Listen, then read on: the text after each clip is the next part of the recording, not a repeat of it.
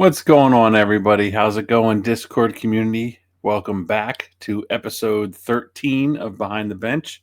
I'm your host, Neil, Irish Flyers Collector, over here on Discord and on Instagram. Hope everyone is doing well this week. So, episode 13, yeah, are these episodes are now officially they've entered the teenage years. So, I guess it's time for a little rebelling, a little bit of talking back, and knowing everything. So, yeah, there we go. 13 episodes in. So, since the last episode that I did on hobby supplies and accessories, little update on my front. I did get something new for myself. I got a 20 by 20 light box. I was toying around with it today. It's a little, it's a tad bigger, 20 by 20. It's a tad bigger than I expected. Should measure those things out, but bigger than I needed for cards for sure. I will say that much, but at least I figured make it a little bit bigger so it's not just small. I can use it for other stuff. At least that's the excuse that I use. If we need it for other things. So who knows?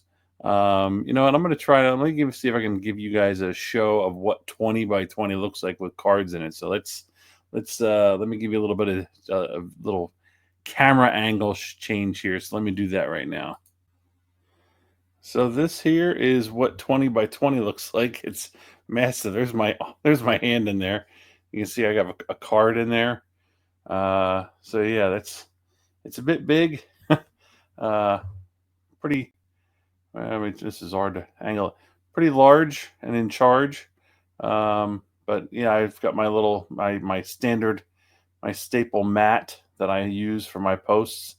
Let me see if I can. Let me turn it on. It might mess up the footage for a second, but I'll give it a second. It'll kind of. There you go.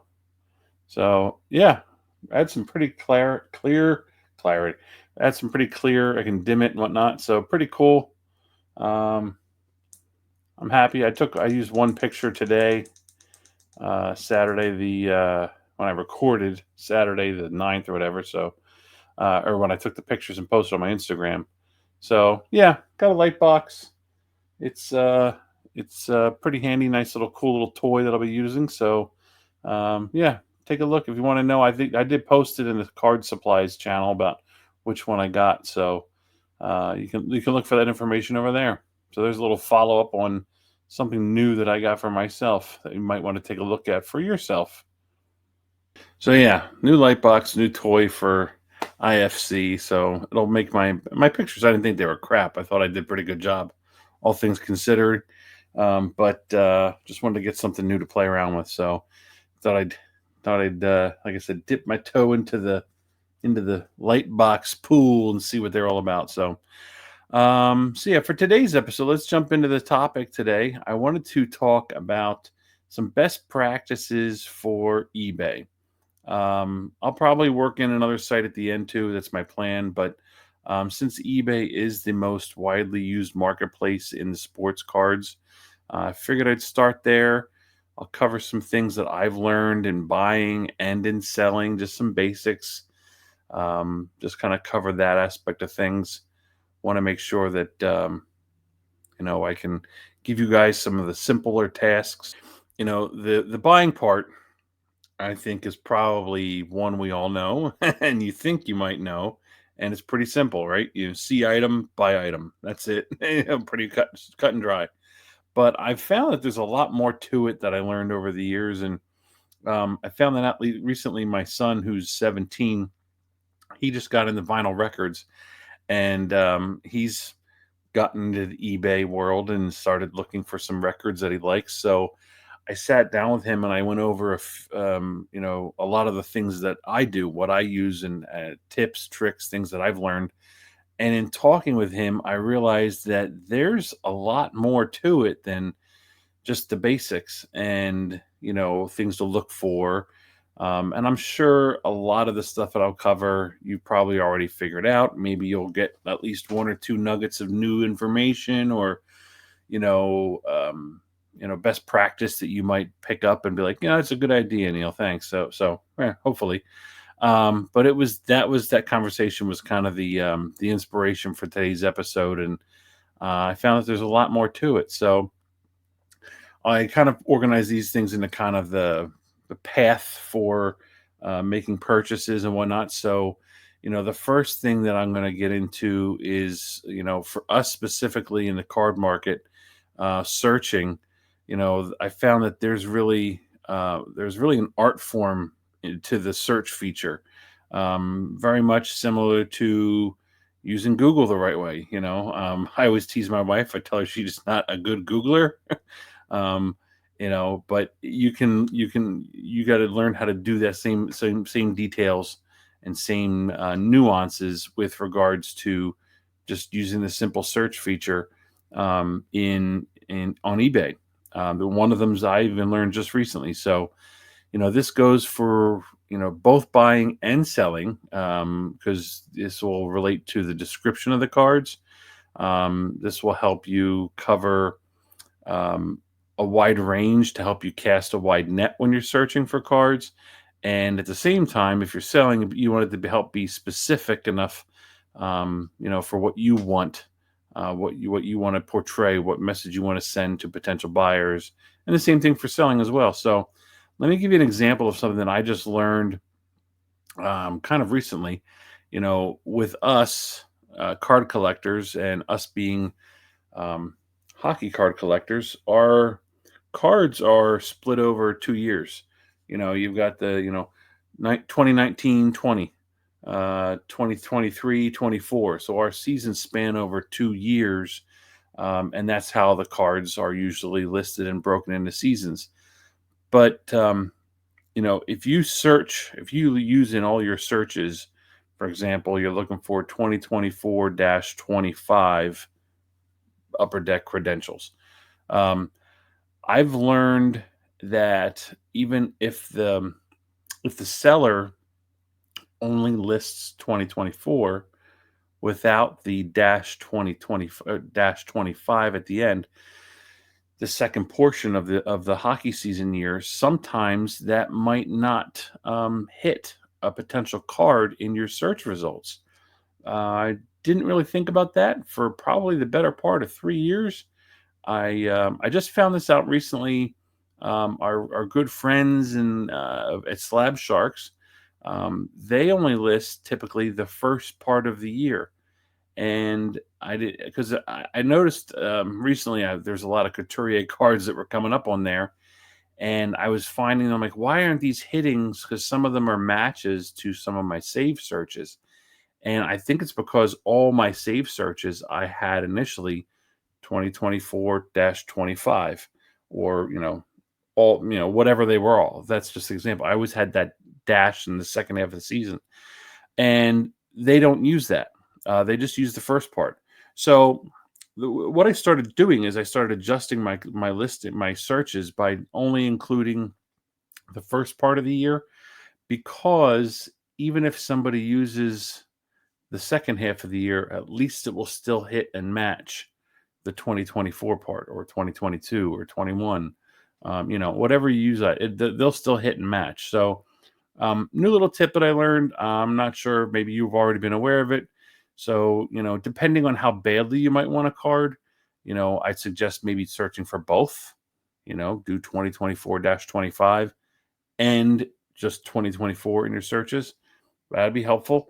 It depends on, like I said, how badly you want a specific card, or maybe if you're just kind of, like I do sometimes, half-ass it with some of my searches. I have a generic, 2024 upper deck Matvey Michkov save search, and I'm only kind of seeing like, okay, what new has popped up. So I will say that that's, one I'm not really uh, actively pursuing something hard, like where if I am with something specific with Couturier, like a 2019-20 O-Pee-Chee gold glossy um, parallel. So that one's I'm specific. I have both of them in there. So there's a tip that I just learned recently. So take a look and utilize the first portion of the year only, or utilize both. Sometimes they won't hit.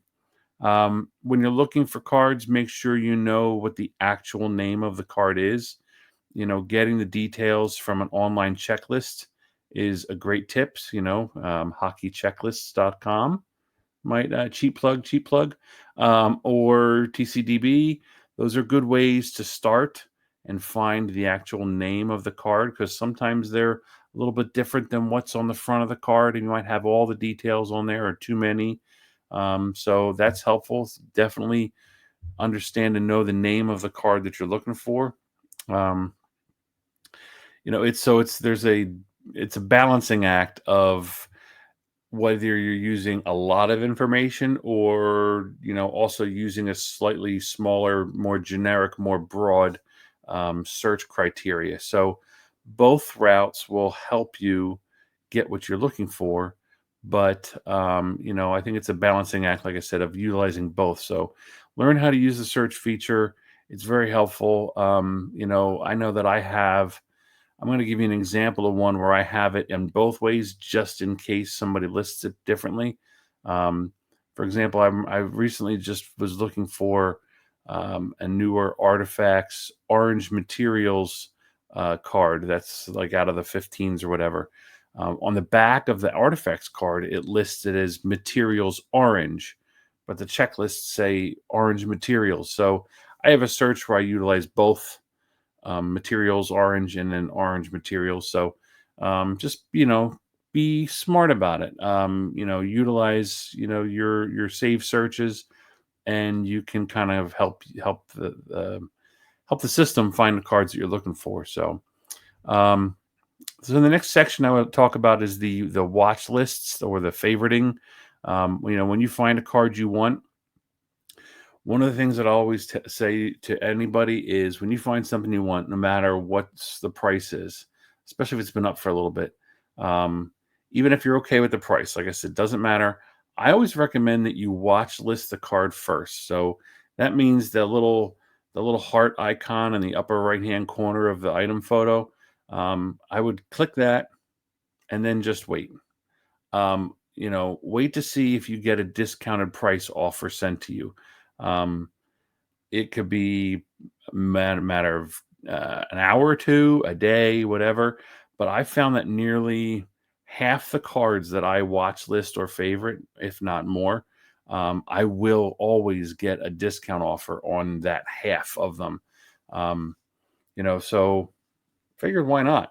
Save a couple bucks. Sometimes you're getting an offers back where it could be a cheap card, like a $7 card, and you're getting 8% off, and you're getting a cheaper offer. But way I see it is, every little bit helps, and if you do that over the course of a year, 2 years, 3 years, you're going to save yourself money in the long run. So no matter what the card is, no matter what the price is, make sure you always watch list or favorite a card, because you'll be surprised how often that you will get an offer if you don't utilize that resource.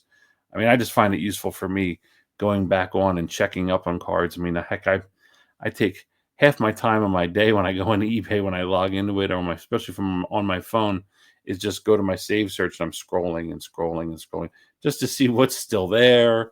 Some of them I have intentions to buy, some of them I have intentions to just watch. So um, I'm pretty active with that, and I would advise you to as well. But like I said, watch list something, and chances are you're going to get yourself an offer on it, because they are system generated ones too. So I mean, heck, there's times where even if I just look at a card, I don't watch list it. There's times where I get the offer even if I just look at a card. Now that one's become a little bit annoying, because I like the window shop, and it doesn't mean I'm really interested in the card. But those are a little bit annoying. But the main premise is, have a little patience, just to see if you even get a little bit of a discount. And then if you do, great, then buy it. But just click accept the offer, and you're good to go. Every little bit helps. Even you can even make counter offers at that point too. I found that that's helpful. You can even knock a little more off, because the way I look at it, it doesn't hurt, right? Um, if they'll accept the offer at, say, if it's a $7 card, and then they're going to offer it to you at 6, you know, every little bit helps. If they're going to accept six, maybe they'll accept five. Maybe they'll accept 550. You know, maybe a little persuasion. Nobody else has responded to their offer, so maybe they'll accept it with even more of a discount. You never know; it's worth a shot. So keep it in mind that if you get these offers, like I was saying, many times they are just system generated offers. Sometimes the seller doesn't even know that they went out, but they know that they have a specific price in mind. So the site could just send it out on their behalf. So getting a car at a lower price, they might be willing to accept it. So these offers may not get initiated by the seller, but they are auto generated from eBay. So sometimes they are triggered from the seller. But I've found recently a lot of the times it's just a tactic, an auto system, offer that eBay sends out. So that's what the watch listed and favorited items. The next thing that I use a lot is the save searches. Now, uh, I'm sure a lot of you do it as well. Once I figured out how to use the save search, it became a really powerful tool for me to use. It actually was kind of doing the shopping for me when I wasn't online, or it also gives me a quick way to just go into my save search real quick and just scroll through and see the new stuff.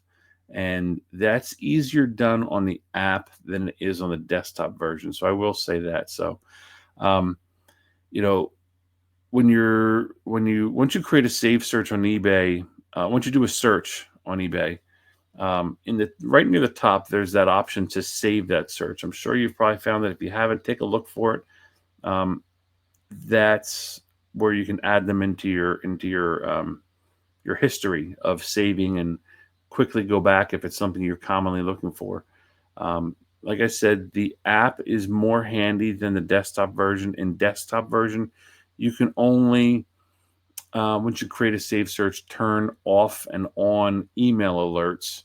But in the app, you can actually turn off and on text alerts, as well as modifying the search name itself.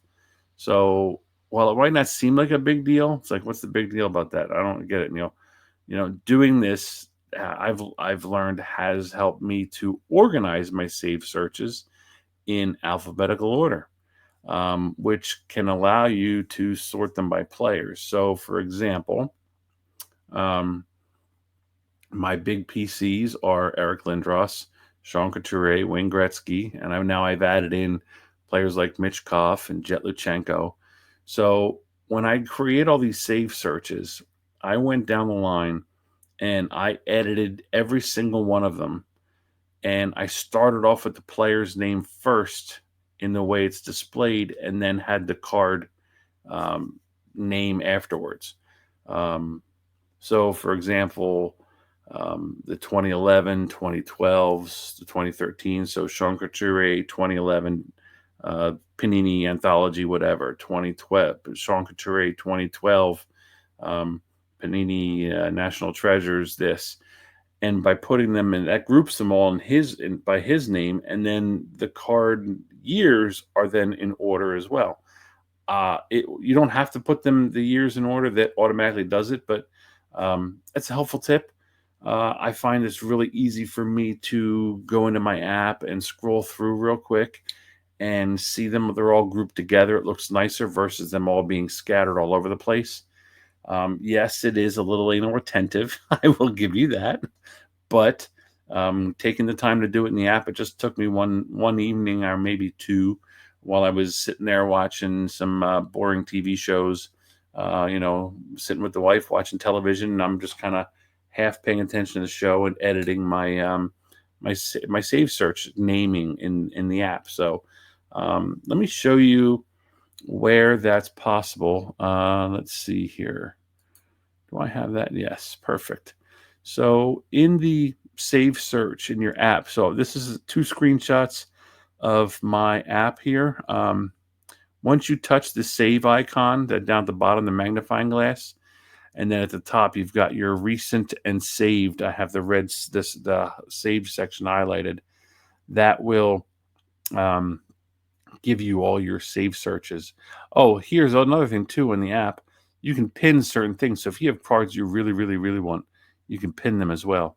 And then once you click See All, which is right above, it's kind of halfway down the page. Once you touch that, it will list all the cards that you have in your save search.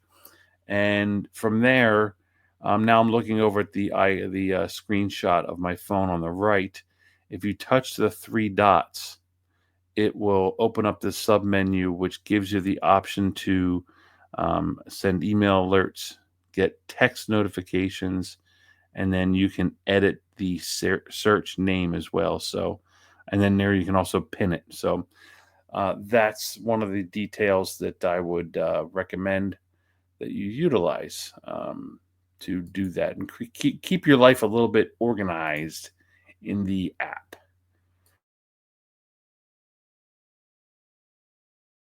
Okay, so what else do I have to say on that? I think that was about it. That's just kind of for keeping yourself for organized and for what did we cover? We covered the searches, the watch listing, the favorites. So that's just all the little details, not all, but most of the bigger ones that I've learned just to help find and search for cards. Now, when it comes to the buying stuff, the first one I'll go over, you know, it's not new. This is nothing crazy or profound. Just read the details. When you're looking at a listing, I've been guilty of it. Sometimes it's easy to get so excited about a card that you just forget the basics, which is to read the descriptions and to look at the seller information. Look at their feedback. Read the description. Just make sure there's nothing funky, nothing wonky in there that says, this is a reprint card, blah, blah, blah. So just look for that type of stuff. As far as the seller goes, just look to ensure that they have good feedback, specifically their recent feedback, to make sure they don't have any issues or concerning changes. I know not too long ago, there was a seller, I forget their name now, but they were a really good seller. I bought from them a lot, but something must have happened in their life where they were starting to spiral, not selling cards, not shipping cards. So I would just look at their feedback, and especially their most recent feedback. So that's a quick basics one there for you to keep in mind. The next area is kind of like helping you know your prices. Um, put in the time and put in your research to get values and find out the card values, the approximate value of what you're buying at that time. It will help you so much in the long run. Um, you can use many of the resources that we all know that are out there: Card Ladder, Collects, Market Movers. Heaven knows there's plenty of those options, but you can even use the sold data search here on eBay, but again, as I've pounded the drum and repeated over and over before, remember that the sold report, just using the sold option in your search, just remember that includes all cards, even ones that are shilled and ones that haven't been paid. So you know if you really want that powerful most powerful data of utilizing eBay's Terapeak to give yourself an idea of prices of cards that were sold and obviously more importantly paid for, you know utilize the eBay Terapeak. So cheap plug for me if you're not familiar with how to use Terapeak. As a reminder, I did a deep dive into using it way back in episode 2. So utilize that to help you know your prices of cards. So, um, the whole concept, I think we all do have a good feel, a good vibe for cards. Obviously, the newer the card, the harder it is sometimes to get prices because they are usually inflated and they are kind of all over the place. But the biggest thing that will give you when you're knowing the price of your card is confidence. It'll give you the confidence to know that you got the card at a great value or a fair value. It also gives you the confidence to walk away from anything that's priced too high as well. So, you don't be like, ah, crap, this guy won 60 bucks for this. That's nothing more than like a $30 card. You made an offer. They come back and their lowest offer is like 55. You're just like, ah, don't fall for it. Don't fall for it. Just let them have their card priced high. It doesn't matter. Just walk away from it. If you know that it's a $30 card, stick to your guns. It's a $30 card. Just walk away and wait for another one to show up. Just all you got to have then is a little bit of patience to wait for another one. Maybe a little bit of luck, but otherwise, you know, just work on the seller. Try to get it as low as possible if you know the card's a little high. But if you know the prices, you can talk through it usually. Sometimes through the messages. You got to also remember too, there's going to be times where you might not, ever come to an agreement. You know, I'm a firm believer that a card is only worth as much as someone's willing to pay for it. And but some sellers, they don't operate that way. Some sellers are stuck in some sellers still think it's 2021, 2020 post COVID, and cards are super high priced. Other people are really, really firm on, well, I bought it for 140. I've got to sell it for 140, or the lowest I'll take is 130, whatever. So it's like, it doesn't matter. It's like some people are just stuck. So you can't really help some people. So all they're going to be doing is not selling a lot of cards if that's the way they are. So have the confidence in knowing your prices, knowing the ranges. And I'm going to be honest, I think this is more of a philism. If you see a card and it's at a price and if you're willing to pay the little extra, whether it's $5 extra, 10, 20, 4, 30, whatever extras, if you really want the card and you're okay with the price, go get it. It doesn't matter. Go get it. If that's what you want, it'll make you happy. Who cares if it's, 10, 20% higher than the last comp? If you want it, go get it. So you just have the confidence. Just if that's what you want, go get it. Um, so that's it. Know your prices, have a good idea what you're paying for, and it'll help you in the long run in many, many areas. The other area which is I think an art form that people don't quite appreciate fully, is making offers. Obviously, when it comes to listings that have or best offer, I'll be honest, 98% of the time, I never buy a card outright if it has that or best offer. So even if it's a price that I think is good, because what does or best offer mean? What does it tell us? It tells us it stands to reason that there's a good chance that they'll take less. So why not make an offer for less? If you're a seller, once I get to the selling, I don't think I put this in my notes. When it comes to selling, don't list a card as or best offer. Not never, but people are going to make you lower offers. So don't list them with or best offer. But if you're buying cards and you see it, throw an offer at them. Don't buy it for the regular price. Throw an offer, even if it's $2 off. If it's a $5 card, I'm going to offer you $3. Yeah, that might be their best offer, and maybe they'll take it. So any card that has that option, don't ever just buy it outright. When it comes to making offers, though, there is some etiquette that I always tend to follow. I think it is in this day and age. Maybe it's because I'm an old guy. I'm a 50-year-old guy, and I'm just kind of old man yells at cloud. But I think there's a lost art form to communicating and just being nice. But I will always, 100% of the time, I mean always, send a note, a message in every offer that I send. Now, some of them might be a little longer than others, but the most basic note that I will send to someone if I'm making an offer is just simply, thank you for your time and consideration. That's the most simple one. If I don't really care a lot about it, that's what you're going to get from me. Meaning, if I don't care about the lot for the card, I'm like, if it's a nice to have, not a must have, I will send that as my note. I just think it's courtesy. It's just nice.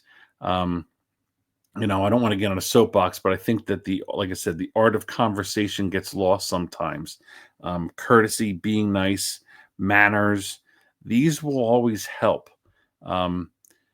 Never in the history of eBay transactions has someone not made a deal because a person was too nice. you know, so my tip is just be courteous. Give them that. I don't know if everybody if this comparison relates to everybody, but give them that Chick-fil-A vibe. If you know what I mean. You know, the please, the thank you, the my pleasure. Be nice, compliment the card or whatever. You don't have to go over the top and be disgustingly nice, but every little bit helps as long as it comes off as genuine too. So just having that genuine courtesy, that genuine niceness that you have, I would put a little bit of effort into it. Uh, I've I've taken trainings over the years for my job that were covered the art of negotiating. And now, granted, like I said, that's it was through work, and I've done a few freebies more recently since entering the hobby as well. But there are some bona fide tactics and practices that you can use that will help you, or that you'll be find helpful for you in card offerings, making card offers. Depending on how deep you want to get into these little trainings, you can look at 15-minute tips, 20-minute, 30-minute videos. There's things out there that you can take a look for. Negotiation tactics. It's well worth it. I'll give you an example of one tip that always sticks in the back of my mind when you're talking with someone, in a back and forth conversation. um, Getting that person to say yes about anything is a strategy. It could be something different. you know hey, just how, I don't know, I'm trying to think of something, but just getting them to say yes about anything is a tactic. Get them to start there, and then it just has to happen once. It can be totally not related to the card itself, but it's a strategy. um, Sometimes I forget about it, but it is one that sticks in the back of my mind with regards to negotiation tactics. So that's my tip. Be courteous, be nice when you're making offers. At least send a message. Um, it can go a long way. I find that it's very, very helpful. Um, so the other one that I find is very common and is way too overblown that I find because of the online nature of eBay and messages is um, don't insult the person's asking price. For as long as eBay has been around, so have high prices. There's nothing new to that. It happens in every aspect of items being sold. It's not unique to just the card and collectibles hobby space. Um, I think it's probably more common there, but it goes without saying that no matter how stupidly high or absurd or ridiculous someone's price is, don't come out of the gates, guns ablazing, double finger guns, firing insults at them over something like them having a dumb asking price. You're not going to start off on a good foot that way. And, you might as well just forget it because they're not going to get in the mood to it, get in the mood to want to work with you. So don't think that some crusade on insulting a seller's asking price is going to change the rest of the world with their stupid high prices. It's there. I hate them as much as you do. Um, but no matter what you say to a seller, it's not going to stop it from happening. Sure, it might be fun. Some people find it fun just being a keyboard crusader and just insulting people. But if you're really on there to make interactions and transactions, like it's really you're doing yourself a disservice doing that, and you're pretty much wasting your time. If you want to be a keyboard crusader, just go on Twitter and just reply to crap all day long. Like honestly, that's it. Go on Facebook and just get into bickering sessions back and forth. But you're not doing anything on eBay. Trust me, that's not really you're not changing the world there. So, you know, when it comes to those high prices, I think we can all agree that some people they do just like to flex their cards. They're listing it with a ridiculous price, and they have zero intention of actually selling it, or they're looking to maybe sell it and just happen to get paid for on the absurd price tag. If somebody's going to pay a stupid price tag, then they'll take it and they'll sell it. Otherwise, they might just throw cards in their collection up there to have cards. And if somebody takes a $20 card for 150, I'd sell that too. But I just don't bother wasting my time listing things with stupid price tags. So, no matter how absurd the price is, let's put it this way, chances are, if you know it's a stupid price, they know it is too. No need to be argumentative about it and insulting about it. The way I also see it is, if they have a high price tag on it, good. I'm glad that it has an absurd price tag. That chases everyone else off that wants the card, and it will limit my competition. More often than not, high listed price cards, they will just turn people off right away, and they won't even bother. So I'm okay with that. Go ahead, chase everybody else off. Then every month when I check in, or every 2 months, 3 months, every year when I check in, that card's still sitting there. There's a lot in my eBay, in my saved searches. There's cards that I've been following for well over a year. And every so often I send them a message and say, are you still, are you still somewhere else at this price on the card, or can we work together? We both know this has been listed for a long time. You know, you can just be frank about that. You can just not being rude about it, just saying we both know this has been listed for a long time. So, if they got a high price on it, all right, great, fantastic. Chase everybody else off. So, but if you start insulting somebody right out of the gate over a stupid price, honestly, just going to dig their heels in, and chances are it'll put you farther and farther away from them on even being remotely close to making a deal. So, there's that with regards to just don't bother. The other thing, it doesn't matter how ridiculous the price is. Keep in mind, if you're making a fair offer, then great.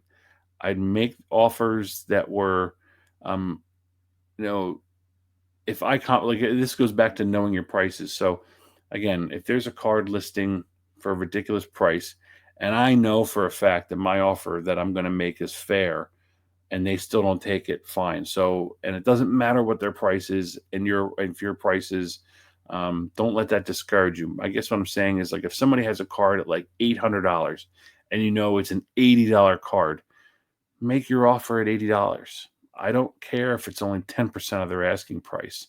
That's not my problem. That's their problem.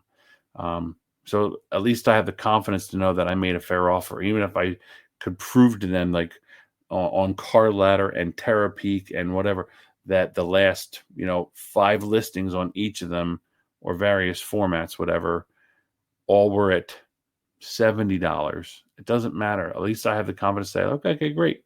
Here's the prices. They could have just priced it wrong too. That's another thing. Don't forget about that. They could have accidentally added an extra zero. You never know.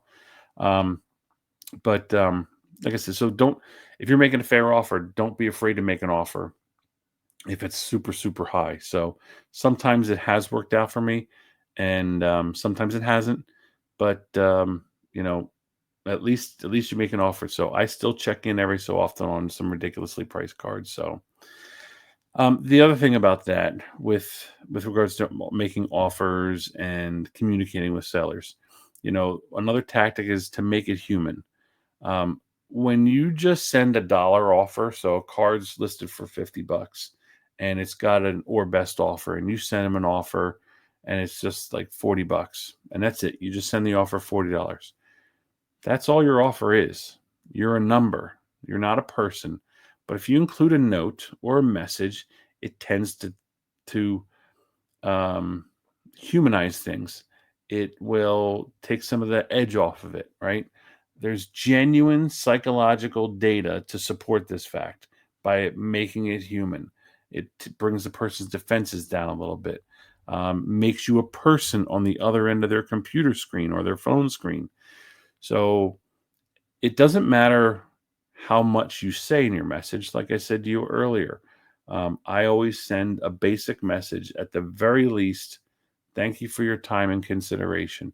You can be as brief as you want and generic, or you can go into greater detail. that message section in an offer is limited to 250 characters. So, if you get a little wordy like me at times, sometimes you might have to, in the end of your message, say, I will send you a message through contact seller in a few moments. So, you can do that as well. There's times where if I really, really want a card, I will try to add some greater details. Say that I'm a big collector of such and such a player. This card would be great in my collection. Give an idea of why you're looking for it. Maybe it's to help you, you know, pair it up with another one that you have, complete a rainbow or something, whatever. But if you can kind of prove that you're not just somebody trying to get a card at a lower price, just to get a lower price, if they kind of feel it, or maybe they'll even look you up. Maybe they'll look you up on Instagram if you're on Instagram. That's why I changed my eBay name to match my Instagram page. So if somebody does look me up on there, they're gonna see, oh yeah, this guy's not lying. He has a ton of Sean Couturier cards. So okay.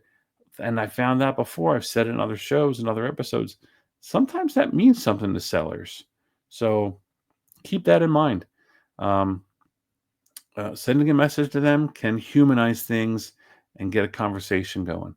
Um, Speaking of the contact the seller feature, if you see a card that has a higher price, or just it's a little north of what you want to spend, and it doesn't have or best offer in the listing, make sure that you do use contact seller to get in touch with them, and then you can have a conversation about the price.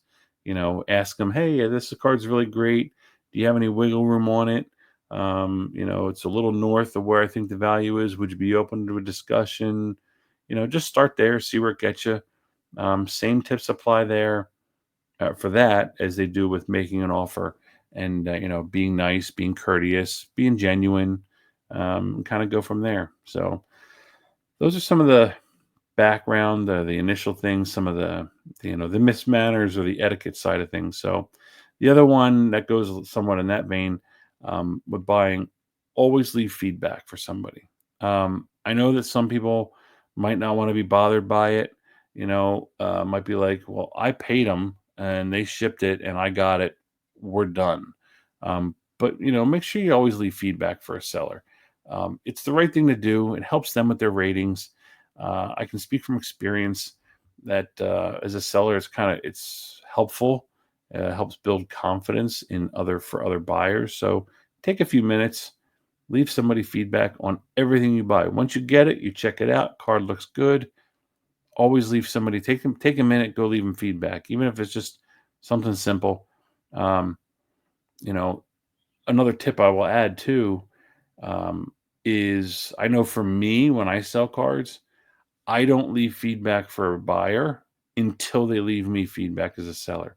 Even though they paid me and then I shipped the card, I won't leave that person feedback until they leave it for me. And it's fine if it waits until they get it. I'm fine with that.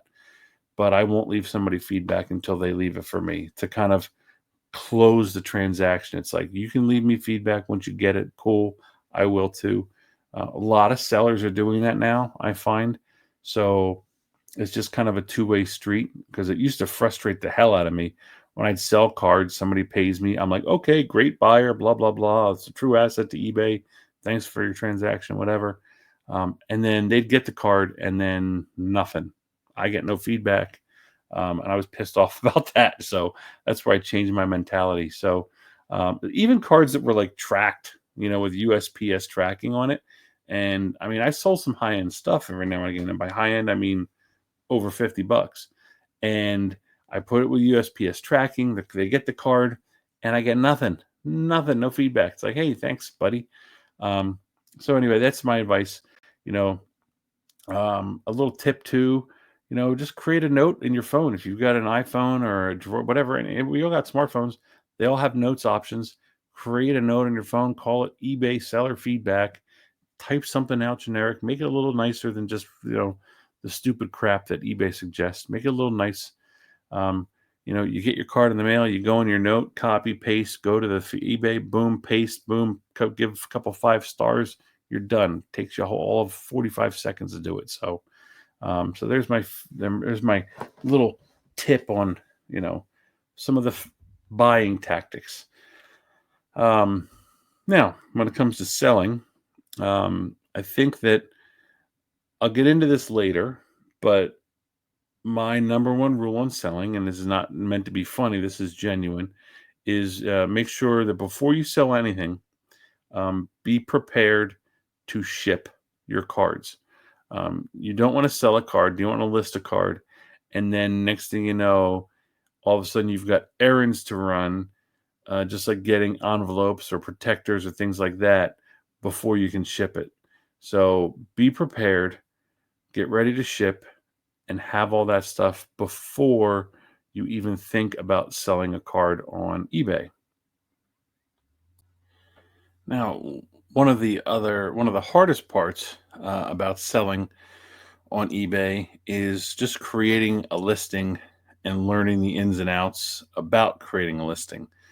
It was probably the the most uh, preventative thing that ever held me back initially. I don't sell a lot right now. I'm kind of holding off a little bit, but um, it definitely was the first one thing, the biggest thing that held me back initially. Luckily, now that eBay offers like an AI tool to help you with your descriptions, um, that's handy. I've heard people have said that that's a helpful tool for them. But I took the time initially to find a format that I created that I liked. It kind of was my own doing, what I wanted, and made my descriptions a little bit better versus just a generic sentence or two. Kind of, I put it in my voice type of a scenario description model. So I felt that that adds a little more personality to things, and it gives prospective buyers confidence that you put a little time and energy and effort into it. So, but once I have one, and the first one wasn't great, but it developed over time. Um, but now that I have that, I can just copy that same description and I just change a few little details, the card name, the player name, the card, whatever. But I use that for everything. And now my listings are much, much quicker now. It's easier to do a bunch more at a time. So just take some time.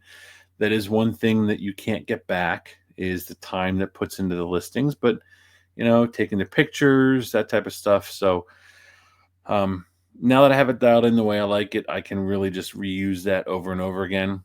And then the eBay listings page does have lots of categories to add details for the item specifics as well. A lot of them are some of them are drop downs, but a lot of them are search. You can type and search into the fields, and it will come up with what the item is, like upper deck credentials. It'll be there, that type of stuff. So I suggest when it comes to those item specifics, use as many as possible, um, but you don't need to go overboard.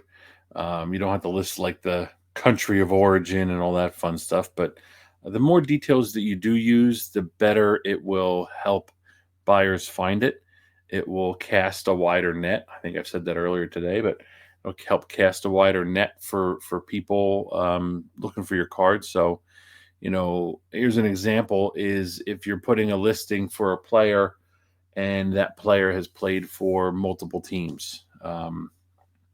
Phil Kessel is one that I've sold, and I think I listed in the teams that the teams category item specific. I listed all the teams that he played for, just in case there's somebody searching for cards of, you know, um, uh, specific teams. Kessel was still one of their players, so maybe it'll be interesting for them. So who knows?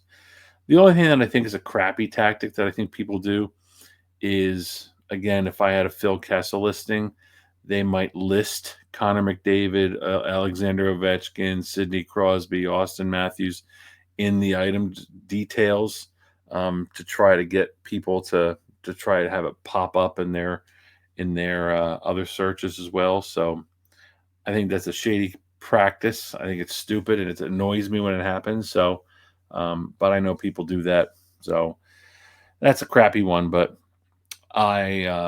I use that idea that I talked about, adding multiple teams to a listing. not just the one. So if I had a Pittsburgh Penguin Phil Kessel card, I would list Maple Leafs, Penguins, Coyotes, that type of stuff.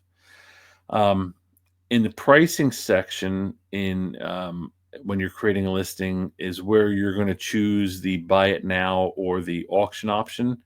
The one tip that I will recommend is to always use the schedule your listing toggle switch.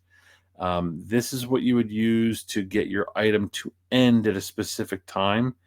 So you have to start it at a specific time.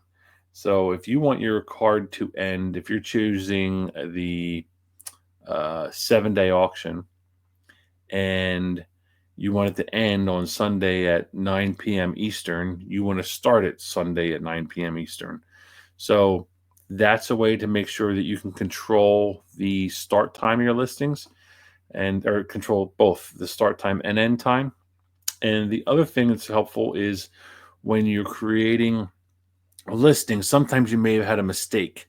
So if it's in draft mode or in the waiting to be listed section, um, if you want to make a quick edit, like, oh crap, I forgot to change the player's name in here or whatever, you can still go in and edit it once it's been before it's been listed. Once it has been listed, you can't really go in and change certain things. So without pulling it and then relisting it again. So that also controls it's always a good business practice when it comes to selling the cards is having them end around that prime at time when you're going to have a lot of eyes on it. You know, 8 p.m. Eastern, 9 p.m. Eastern, 10 p.m. Eastern, which is, go backwards, across the U.S., 10 p.m. Eastern is what, 7 p.m. Pacific, or, you can have it, you want to get more eyes on it when people are at home, they're just sitting on the couch and start scrolling through their phone. So always schedule your listing and then pick the time.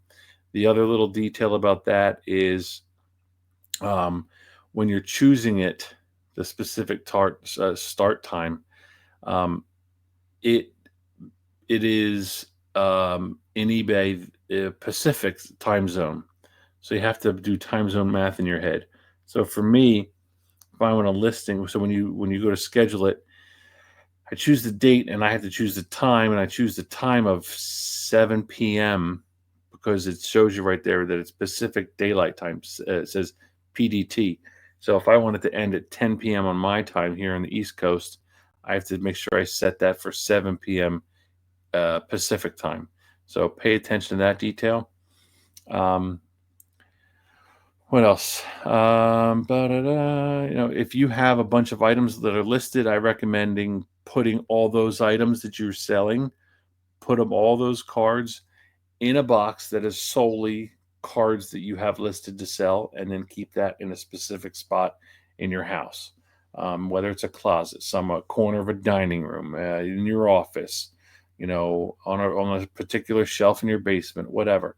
Whenever you list cards, keep them all in the same box. Or maybe if you're a big seller, put them in a couple boxes, whatever. It will make it easier for you to go find them. Um, you won't have lost cards. It'll limit it. And it'll allow you to be able to go get the cards quickly when you happen to sell one. So that's another little tip with regards to selling cards is keep them all in the same box, or just have a specific area where you're going to have all cards that are listed. So um, another one with a tip for selling is the listing photos. I can't emphasize this enough, but make sure you take decent photos of your cards.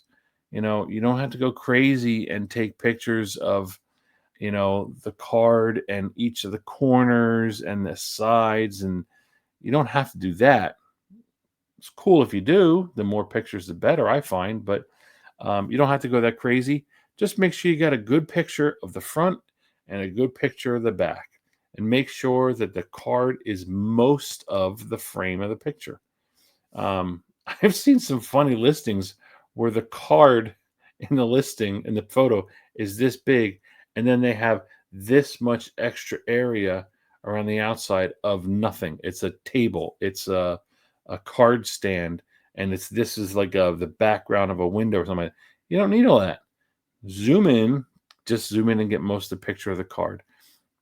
Um, you know, the only area I would recommend taking pictures of all the corners, maybe front and back, is if it's an older card and maybe it's been handled. Maybe it's a card from when you were younger and it's got some dings or soft corners or a couple dimples or print lines or whatever, maybe some not a full-fledged creases. If it has any blemishes whatsoever, I 100% recommend taking good photos of the blemish as well. I'd also make sure you make a note of it in the description. Be a good seller. Let people know these little details. Trust me, you don't want the headache of when a buyer can complain once they get it saying, I didn't know this. I didn't know that. Just a pain in the butt, and then all you're going to do is issue a refund because you're not going to ask them to send it back to you. So be a good seller. Take good pictures just for the sake of it promotes your cards better. Trust me. I don't look at cards that have crappy photos. I do actually online, but I just was like, I kind of laugh at them. But take good pictures, and any blemishes, make sure you're taking pictures of those as well. Now,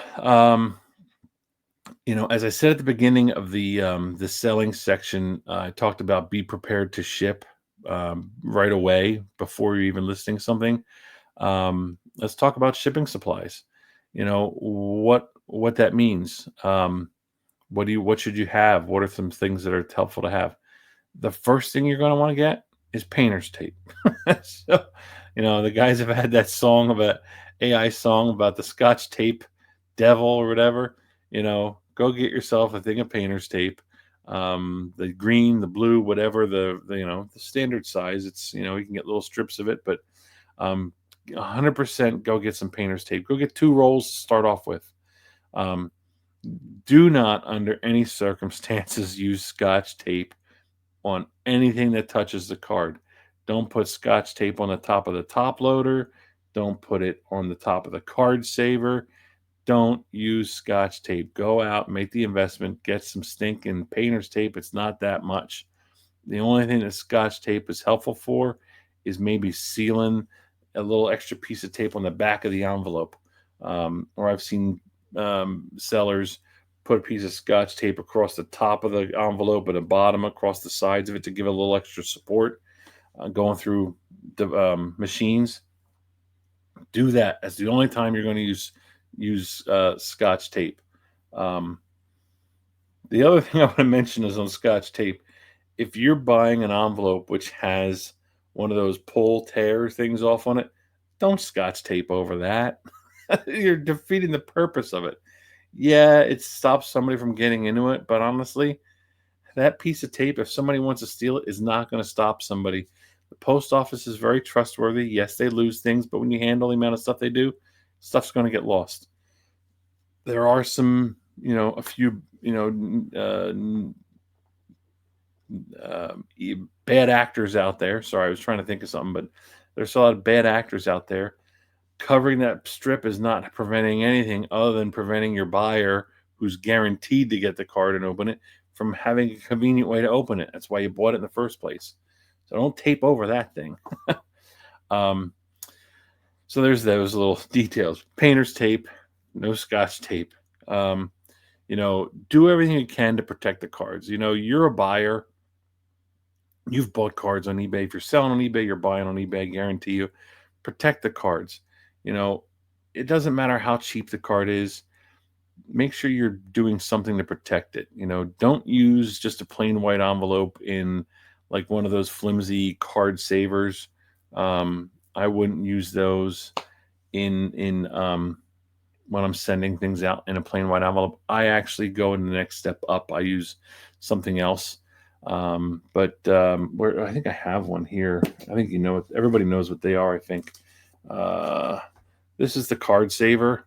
It says it across the top. Card savers. They're very flimsy. They're barely more rigid than cards. But don't use these in a plain white envelope and just stick them in there. But if you're using this in something else, put a piece of painter's tape over this. Don't use Scotch tape. But you can painter's tape just over the top of this. Keep it in there. You're good to go. But this is way too flimsy to go into a plain white envelope, a PWE that people call those. So don't use those. What I recommend when you're as you're buying things, as you're selling cards, or as you buy cards, save some of the things that people use to package cards that go to you. I have a ton of stuff. I've got so much of it now. I throw some of it away. But when you're buying cards, if somebody sends you something with it, it's got a team bag in it, or a top loader, or even card savers, those types of things, save them. Put another bin of stuff that's materials that you don't have to buy. I'll be honest, I've bought very little to ship stuff. I just acquired stuff that people sent to me, and then I reuse them, especially the top loaders. I don't mail out good ones. So anybody's bought a card from me, I'm sorry, but you're getting a crappy top loader. All the top loader's doing is to get it to you. And I do that because whenever I get anything new in the mail, I don't care what they send it in, their top loader either goes in the trash if it's really bad, or it goes into my pile of shipping top loaders because it gets tape on it, or it's been handled. It might have smudges on it. So every card I get goes into a brand new top loader, brand new penny sleeve. And so I throw all that stuff away. The only thing I do throw away, or I do give cards when I send them out, is new penny sleeves, since that is the part that's touching the card. So there's that. Shipping. When I send out cards, I do not use plain white envelopes. I used to, but I didn't use them very long. I use these solid media envelopes. So it's this. It's got a little fold over thing on here. These are kind of, I call it like a media envelope. They're flat. This is about 6 inches wide by a little more than 8 inches long. This way. This does qualify as a large envelope, so it does cost a little more than a stamp. But the nice thing about this is if you utilize this, you make sure you don't under postage it. I will add that tidbit because it does cost a little more than the standard envelope. But if you put the shipping and handling at $1.99, which is fair. It's not super expensive. It's a fair price. It ain't free shipping, but I still do it at $1.99. This is helpful because these are great. Once you utilize this, these don't under postage it. I'll talk about that in a minute, but if you put less postage on this, so let me just cover it now while I'm thinking about it. I can't get it out of my head now. So sometimes if you don't put enough postage on this, it will sometimes come back to you, return to you, or the buyer will have postage due sometimes from their post office in order to pick up their card. And then that'll piss them off, and then they're giving you negative feedback. So we don't want that. So I use these guys. They're fantastic. Pretty simple. They're very sturdy. They go through the sorters very well. I talked to my postal carrier about these. It's what he recommended, and he actually was into cards. So he's like, those are great. And then all you do is you peel this, seal it, and then I put a little piece of Scotch tape over here, and I leave the tabs open so they can tear it out and get their card out easier. So I use these. I bought a pack of like 200 of them at a time. They're great. When you go to sell a card, I will tell you why. The other thing, these are great. You can print out the packing slip on eBay, literally fold it in half, and then fold the top one of the ends down, and it fits in here perfectly, and it takes up almost the whole space in here. And then what I do on that packing list is I use painter's tape, and I tape the card to that piece of paper when it's folded in half, and that prevents the card from shaking around in here. And I put it in a top loader. So it's a card goes in the top loader, taped to the packing list. Packing list folded in half, fold over the top a little bit just to kind of just prevent it here, and it fits in here perfectly, no shaking around. So get those. They're on eBay or Amazon. They're on eBay. They're on Amazon. They're probably your office supply place. So check those out. I said earlier about I talked to my post workers. That is another piece of advice. They're a good resource. Go in and talk to them. They will be able to offer you a wealth of knowledge and information. They'll talk to you about sizes and things to get stuff through. I used to use the bubble mailers initially as well, to protect the cards, and it was kind of overkill, and it was just increasing my costs. These are flat. They qualify as an envelope. They fit through slots. That was the other key. They got to be at a certain depth. So keep that in mind. Talk to them. They'll be helpful. Those bubble wrap envelopes, they're helpful as well. Have some of them for anything bigger or thicker, or if somebody's buying, say, a bundle of cards from you, use those. You can put them in team bags, whatever, still put a piece of paper, tape it to a piece of cardboard, and then put it in that bubble mailer, and send those out. You can also have smaller boxes in cards. So depends on what you're selling. You can put them in the bubble mailers as well. I've saved some of the other stuff that I've used. I've saved some of the more flat boxes for items that I've bought over the years. I've bought some cards from Slab Sharks, and they've got cool mailers, which are helpful. I've saved those. I kind of have a bundle bin of stuff and supplies that is helpful that I can utilize. I've even saved. I talked about it last time. My slab mags back here, their boxes are perfect. They're perfect to put a card in and hold it in place, and I'll use that and mail them in those. I've even saved some of the. I bought a couple cards that were higher end, and they went through eBay's authenticity program. They send them in a nice box as well. I saved those.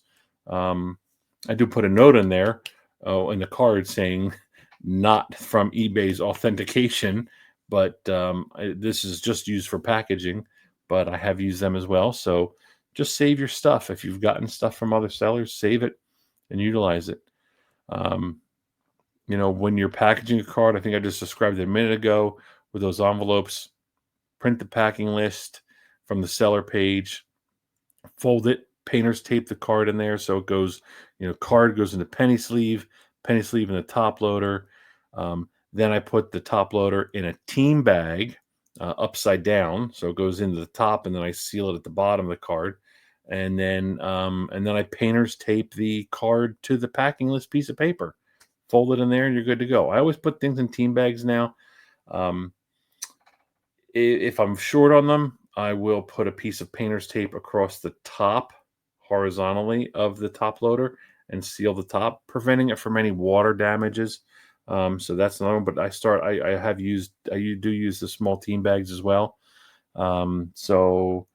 I'll go over a bunch of them later. So that's how I ship cards. Top loaders, especially if it's a single card. So I'd use this method, on anything, or another a little cheaper option as well too. I'd use this on anything under $10. I would just use basic postage. You can even ship it untracked. I've done that where I've just made sure I put enough stamps on here. I'll use postage through work, and just put my money in, pay my work for the $1.79 or whatever it is. I've sold hundreds and hundreds of cards and shipped them almost almost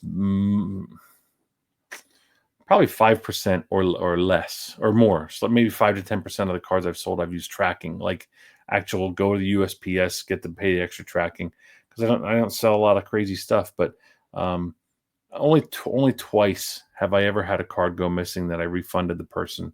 So not a big deal. It's the unfortunate thing that happens. It's happened to me where I didn't get them, and then I got refunded from the seller too. So it's the right thing to do. But more often than not, the nice thing is you're not going to have people lying and ripping you off for $3 and $4 hockey cards. It's just not. It can happen.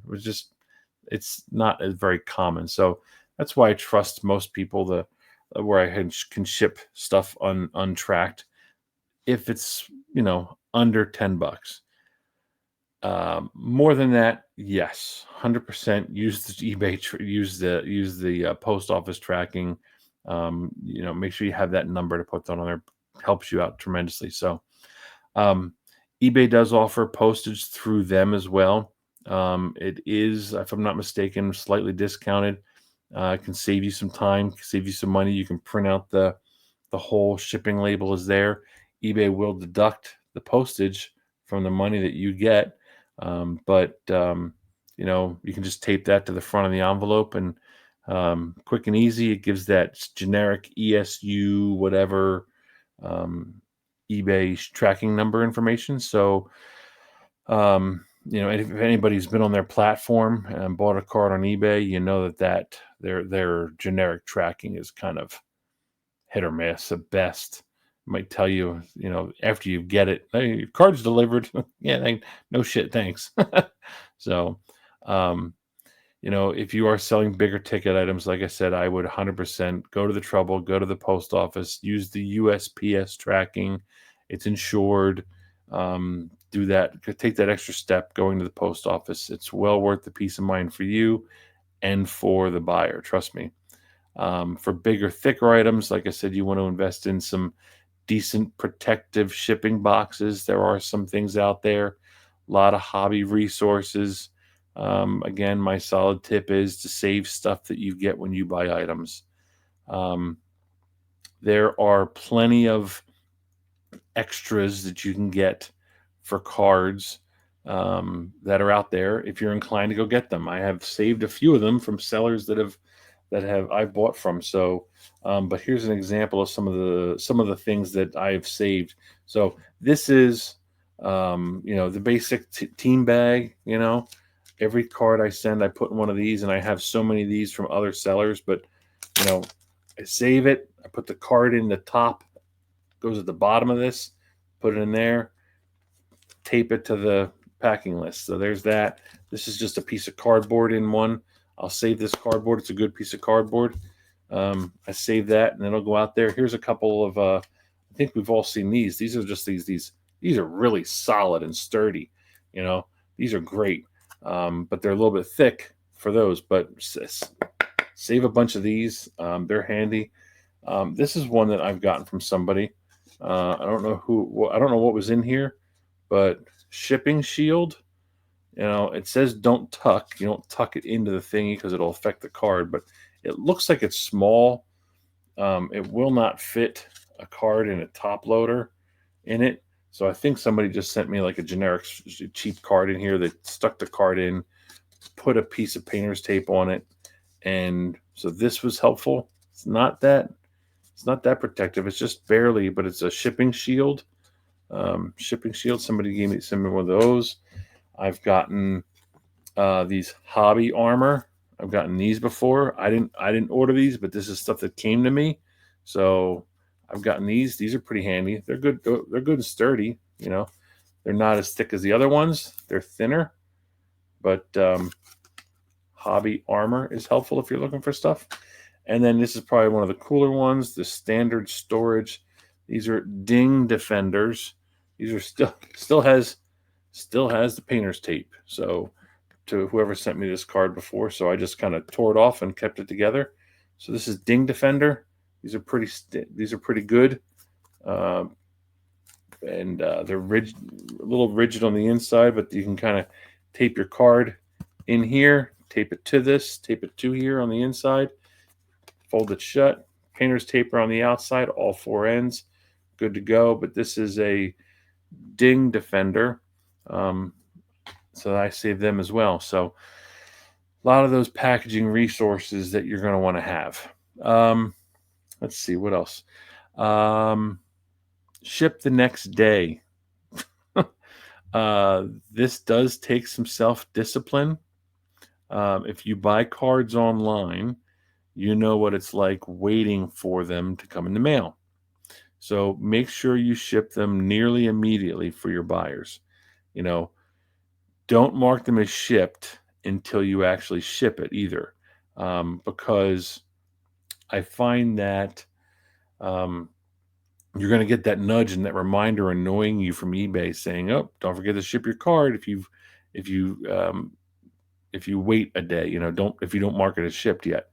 Nothing cracks me up more when I'm making a purchase and I buy a card. Maybe I'm laying in bed late at night, going to bed, and it's I'm making irresponsible decisions, and I'm scrolling on eBay at like 2 in the morning, and I buy a card, and then I'm still online. I'm still there. Maybe 10 minutes later, and boom, oh, your card has been shipped. It's like, no, no, it hasn't. You know, so it can be ready for shipping, whatever, but it's not hasn't been shipped yet. I know that might be some generic response from the system. This person, maybe they were up and created the shipping label, and that just automatically marks it there. But you know, so don't mark it as shipped until you actually ship the card. Hold yourself accountable. It keep a mild sense of urgency too. Um, don't mark it as shipped and then take 3 to 5 days longer to actually get it out in the mail. I know this has happened. This happens to me all the time. I hate those sellers. I hate them. I hate them. I hate them. Still give positive feedback. You don't get more than a 4 from me on those. Um, it's annoying as hell. And I know it happens because there's times where I've bought cards from a seller that was in the US, and a couple days later I bought something from Canada, and then what do you know, time passes, the card from Canada arrives first, and then I send the seller a message, "Oh, I don't know, it's just the post office, man." It's like, "I don't know, I sent it on this day." And it's all bullshit. It's just an excuse, and it's just lazy selling. So I know people are using the post office shipping and as the scapegoat, but don't utilize that. Be a good seller. Ship right away. The anticipation that you go through as a seller or buyer. So don't do that to somebody. Do the right thing. Get the card shipped fast. Um, so yeah, that's some of the stuff that I wanted to share about, some of the basics about eBay. I had some stuff I was going to talk about with ComC. I'm going to save that for another time because this one went long. So I'm going to save that for a rainy day, and we're just going to jump into the PC spotlight, and I'm going to share. What do I got here? I got two. Oh, I got one. I got one over here. So I got 3 cards. I added a few to the slides. Let me go to my slides.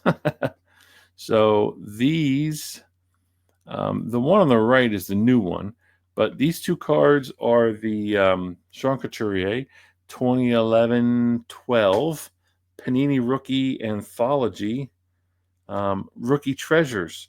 Now the one on the left is the just the jersey card, which is really cool. I still love it. I don't care.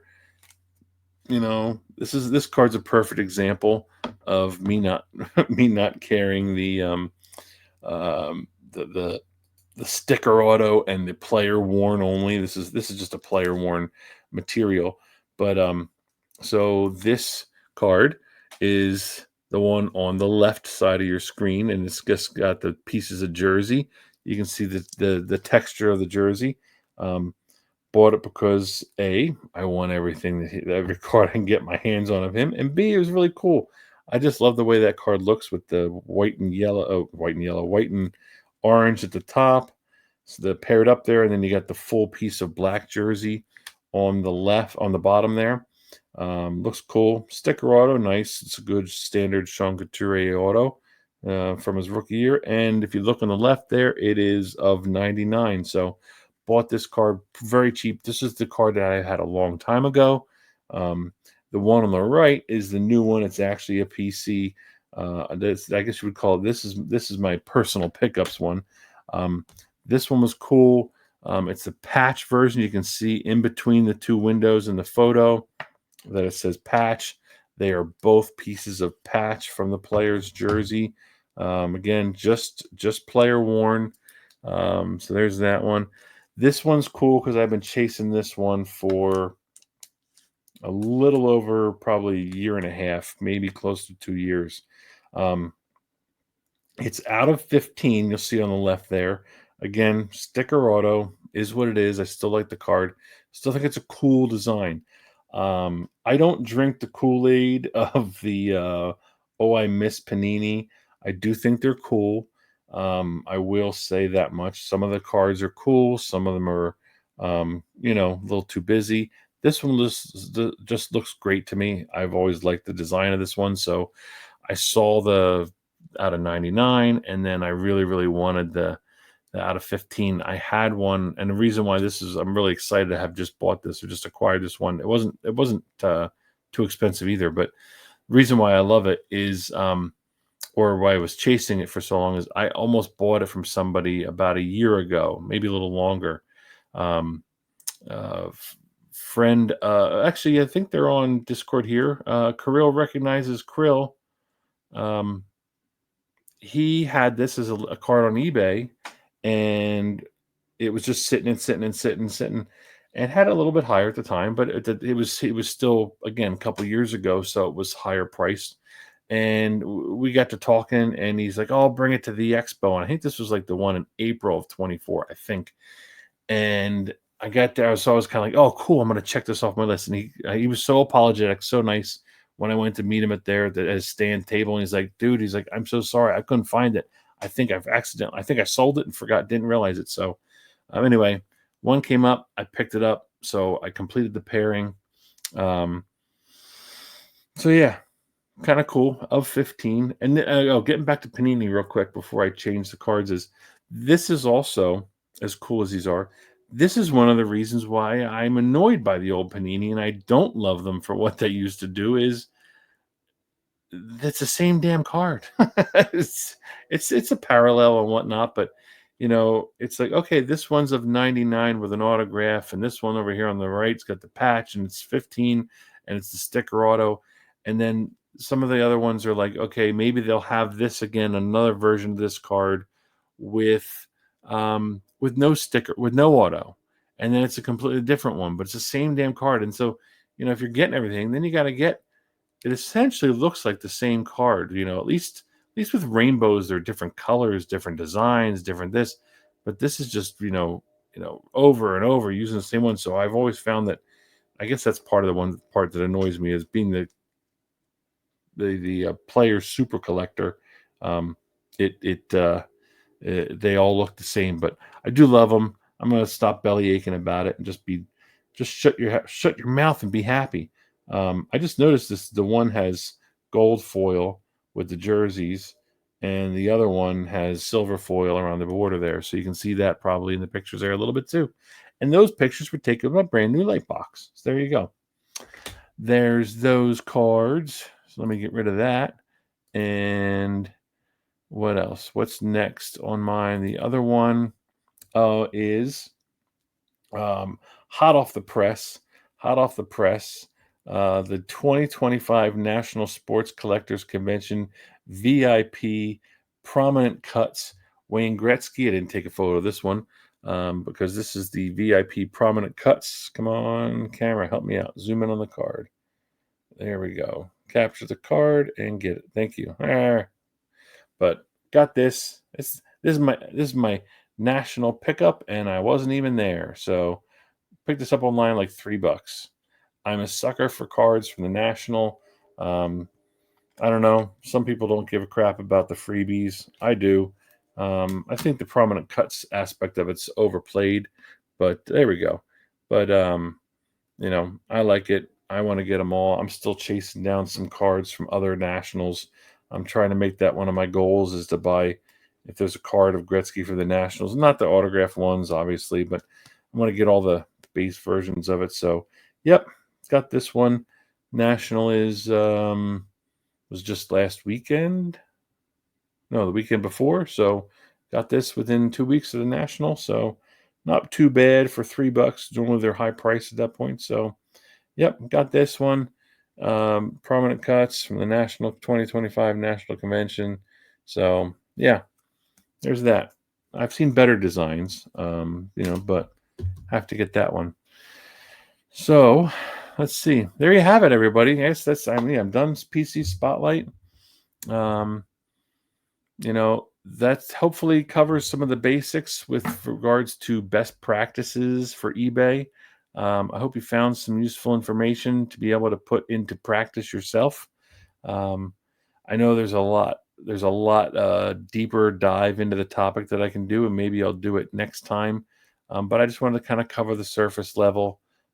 Perhaps share some etiquette advice, some best practices that I utilize. So feel free to please share with me your information, your comments, your questions, your experiences. Give me anything you want to know, want to talk about with regards to this, the topics. I know a lot of people do a lot of selling. I'm going to give a shout out to um, John CBJ High Gloss Collector. He's been killing it selling on eBay recently. I've always seen his posts. So him and his uh, wife, I think, yeah, their girlfriend, I forget which. I'm sorry, John, but I think it's wife. They do a bang up job together. So selling cards. So kudos to them. Um, but yeah, I hope I love having continued discussions on Discord about the topic. So feel free to chat it up in there. So remember, you can catch new episodes here on Discord. In the Behind the Bench channel. New episodes are dropped every Tuesday. Don't forget to follow me on Instagram at Irish Flyers Collector, and send me a DM there as well if you'd like. And again, thank you for taking time out of your day to watch. I can't tell you how much I appreciate it. I hope you enjoy it. And, my goal, as I always say, is that many of you find something of some sort of value from any of these episodes that you can carry on with you on your hobby journey. So, until next time, I'm Neil, Irish Flyers Collector, and you've been Behind the Bench.